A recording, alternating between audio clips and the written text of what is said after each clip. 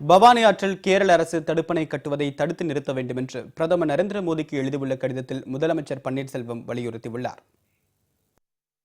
தமிழக முதலமைச்சர் பன்னீர்செல்வம் எழுதியுள்ள கடிதத்தில் பவானி ஆற்றின் குறுக்கே கேரள அரசு மொத்தம் 6 இடங்களில் தடுப்பணைகள் கட்ட முயன்று வருவதை சுட்டிக்காட்டியுள்ளார். முதற்கட்டமாக அட்டப்பாடி பள்ளத்தாக்கு பகுதியில் தேக்குவட்டை, மஞ்சிக்கண்டி ஆகிய இடங்களில் தடுப்பணைக்கான பணியை கேரள அரசு தொடங்கியுள்ளதாகவும் அவர் தெரிவித்துள்ளார்.